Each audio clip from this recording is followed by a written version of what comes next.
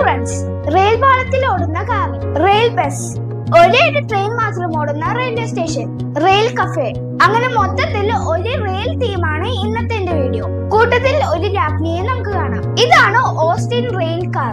റോഡിൽ ഓടിക്കൊണ്ടിരുന്ന കാറിനെ മോഡിഫൈ ചെയ്ത് റെയിൽ പാളം ഇൻസ്പെക്ഷന് വേണ്ടി പണ്ട് ഡെവലപ്പ് ചെയ്തതാണ് ഈ കാർ.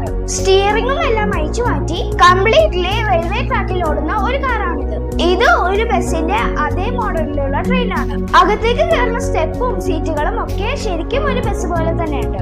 ഈ കാണുന്ന ഗേറ്റ് ഒക്കെ ക്രോസ് ചെയ്ത് ഇവിടെ ഓടുന്നത് ഒരേ ഒരു ട്രെയിൻ മാത്രമാണ്. അരമണിക്കൂർ ഇടവിട്ട് ട്രെയിൻ ഉള്ളത് കൊണ്ട് തന്നെ ഇവിടെ ഒട്ടും തിരക്കില്ല. അത് മാത്രമല്ല, ഇത്രയും പച്ചപ്പും ഹരിതാവും ഒക്കെയുള്ള ഒരു റെയിൽവേ സ്റ്റേഷൻ ഞാൻ ആദ്യമായിട്ടാണ് കാണുന്നത്. പിന്നെ ഓടി നടന്ന് എൻജോയ് ചെയ്യാനുള്ള സ്ഥലവും ഇവിടെ ഉണ്ട്. ഇടയ്ക്ക് വിശന്നാലും ദാഹിച്ചാലും ഒന്നും നോക്കണ്ട, ഈ കമ്പാർട്ട്മെന്റിലേക്ക് കയറിയാൽ മതി. ആവശ്യമുള്ളതൊക്കെ ഇവിടെ കിട്ടും.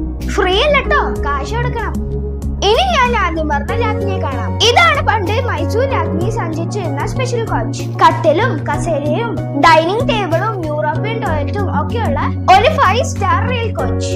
മഹാറാണി സലൂൺ എന്നാണ് ഇതിന്റെ പേര്. അപ്പോ ഈ കാഴ്ചകളൊക്കെ ഞാൻ കണ്ടത് മൈസൂരിലെ റെയിൽവേ മ്യൂസിയത്തിൽ വന്നാണ്. കുട്ടികൾക്കും മുതിർന്നവർക്കും ഒരേപോലെ എൻജോയ് ചെയ്യാൻ പറ്റുന്നതാണ് ഈ മ്യൂസിയം. കൂട്ടത്തിൽ ഇന്ത്യൻ റെയിൽവേയുടെ ആദ്യകാല ചരിത്രങ്ങളും വളർച്ചയും കണ്ടും കേട്ടും വായിച്ചും ഒക്കെ ഇവിടെ നിന്ന് നമുക്ക് മനസ്സിലാക്കാൻ സാധിക്കും. 20 രൂപയുടെ ഒരു ടിക്കറ്റ് എടുക്കണമെന്ന് മാത്രം. അപ്പൊ എന്റെ ഈ വീഡിയോ നിങ്ങൾക്ക് ഇഷ്ടപ്പെട്ട് കാണുമെന്ന് ഞാൻ വിശ്വസിക്കുന്നു. ഇഷ്ടപ്പെട്ടാൽ ലൈക്ക് ചെയ്യാൻ മറക്കല്ലേ.